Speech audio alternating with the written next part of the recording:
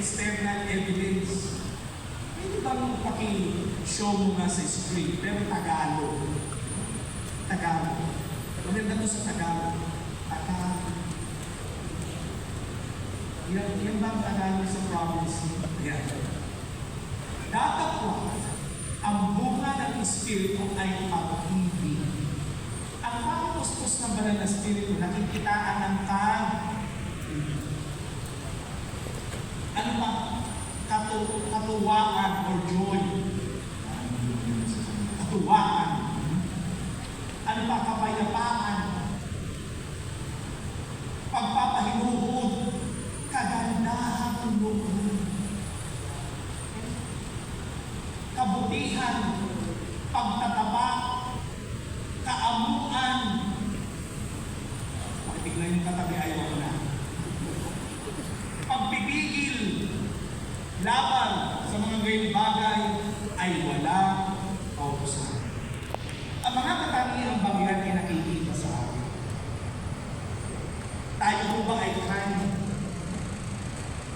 Mabait ba tayo? Gumagawa ba tayo ng kabutihan? Nakaabo ba tayo? Ikaw ba yung tipo na gentle? Pag may kausap ka, talagang ikuko. That we are walking in the Spirit. Now, Pentecost is still significant in our time today. Napakahalaga po ng Pentecost sa ating pong mga buhay hanggang sa oras na ito. For one simple reason. What was given to the church on the day of Pentecost is still available to the church today. The Holy Spirit is still living in us, guiding us, sanctifying us, and just as He did in the early church, He is here to empower each and every one of us to do His work. Kung paano sila ay ginamit ng Panginoon sa mga pangyarihang paraan noon hanggang ngayon, kaya kong kumilos ng Diyos sa ating mga buhay at gamitin ang bawat isa sa atin sa kamangha-manghang kaparaan. Pentecost Sunday is significant today because it not only allows us to reflect on and to celebrate the work of the Holy Spirit in the past, but because it also encourages an expectation of the manifestation of these same words in our lives today. Kung makapangyarihan ng Panginoon noon, hanggang ngayon, makapangyarihan ang banal na Spirit. The call of the Pentecost has not changed. Be filled with the Spirit.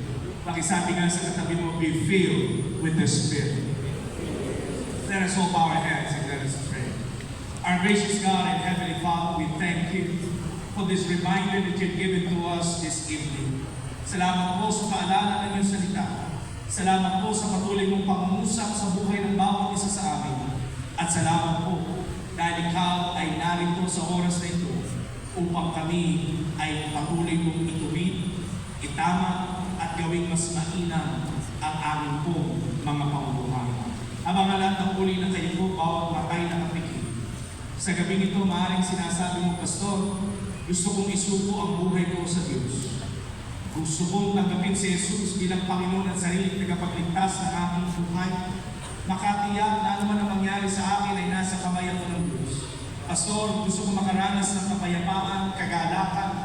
Gusto kong makaranas ng kapatawaran sa lahat ng aking pagkakasala. Kapatid, ang lahat ng hinahangad ng iyong puso ay iyong matatagpuan tanging kay Jesus lamang.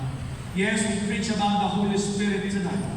Yes, we preach about being filled with the Holy Spirit today. Pero alam mo kapatid, ang isa sa mga ginagawa ng banal na Spirit ay dalhin ka, ilapit ka sa paanan ng ating Panginoong Jesus. At kung sa gabi nito sinasabi mo, Pastor, I need Jesus in my life. I want to surrender my life and my heart to Jesus. Nais ko ibigay ang aking puso buhay kay Jesus.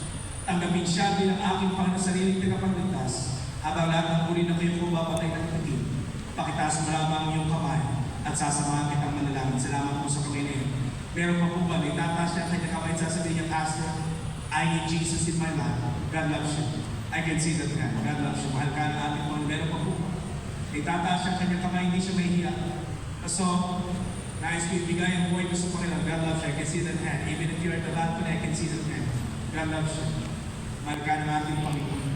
Maybe you're saying, Pastor, maraming pagkakataon, may mga pagkakataon na tinanggap ko si Jesus sa buhay ko. But because of the many things that have happened in my life, ay napalayo ako sa Kanya. Pero sa gabi ito, gusto mong ibalik ang iyong ugnayan sa Panginoon. Gusto mong muling isuko ang iyong buhay sa Kanya. I want you to raise your hand and I would like to pray for you right now and pray with you this evening. God loves you. Tumayo po tayo lahat sa lugar na ito. Talagang seryoso ka. Sinasabi mo, Pastor, seryoso ako. Gusto kong isuko ang buhay ko sa Panginoon. Tanggapin si Jesus sa aking buhay. Kung talagang sincere ka at ka, hinihilingan ko na lumabas ka sa iyong upuan. Pumunta ka dito sa harapan. Sabay tayong manalangin. Sabay natin isuko ang ating puso, ang ating buhay sa ating Panginoon. Alam mo kapatid, ang sabi ng salita ng Diyos, ngayon ang araw ng iyong kaligtasan. Hindi bukas, hindi sa makalawa, hindi ngayon ang araw na iyon. At kung narito ka, nararamdaman mo, Pastor, parang may kumakapot sa puso. Parang may nagsasabi sa akin na lumapit sa harapan. Yan ay paraan ng Diyos ng pangungusap sa iyo na tinatawag ka niya sa gabi nito. And that is why I want you to come. Offer your heart and your life to Jesus tonight. Hallelujah. Meron pa po ba? Come. Kahit hindi mo tinasam yung kamay. Come. This is your day. This is your moment. God made this time for you to experience His love sa iyong buhay. That is your time.